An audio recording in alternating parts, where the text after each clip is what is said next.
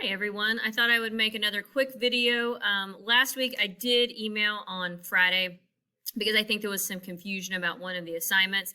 So I thought it might be better if I just run you through this video this week. I will continue to list our objectives, but just in case. So the first thing that you're going to have, it's going to be called Post World War I Video with Questions. That's what the assignment is called. When you click on the link, it asks you to pull this up. It tells you to make a copy of the document, right? Put your name in the title up above, and then you're going to watch this video. The video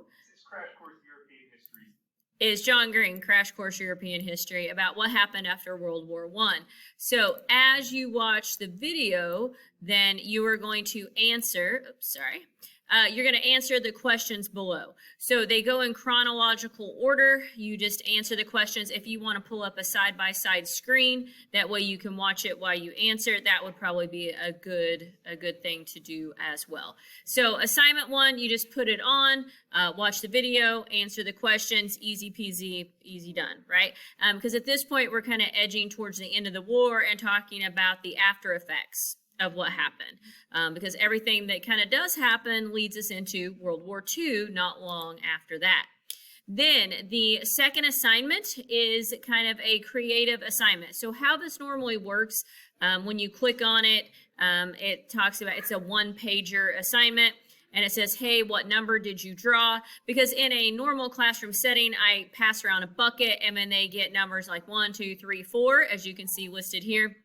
And that's what they're going to concentrate on their one-pager. It doesn't matter to me which topic you pick. Feel free to do your own research. So when we do it in the classroom, I only give them about 2 days to complete it. And so for saving of time, I have linked for them resources that they can use. It may give you most of the information you might need, but then again, you probably will have to do a little on your own. So once again, you can scroll through the topics. There's technology and weapons, trench warfare, America's involvement, specifically about the president's response, movies and music, so entertainment that was coming out of that time period, because not everything shut down. They were still doing things at the home front to make life, better. Everyone needs kind of an outlet during stressful times.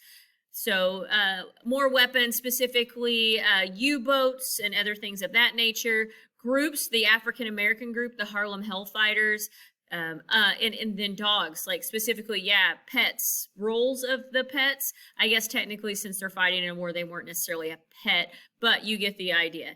So if you like animals, maybe that one's for you. And then the end of the war. Also, if you have another topic that interests you more than the ones listed here, feel free to do that. So if there is something that you've noticed, picked out, something, during your study that has really caught your attention, then pick that. You are not limited to these things that I have listed.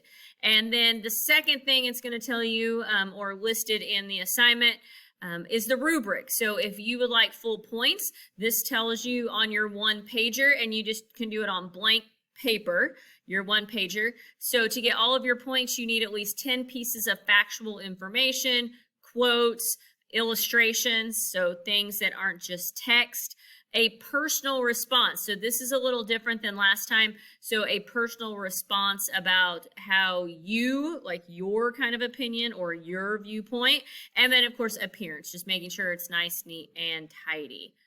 Right. So once again, for next week, the main 2 assignments completing this, after World War I video questioning response.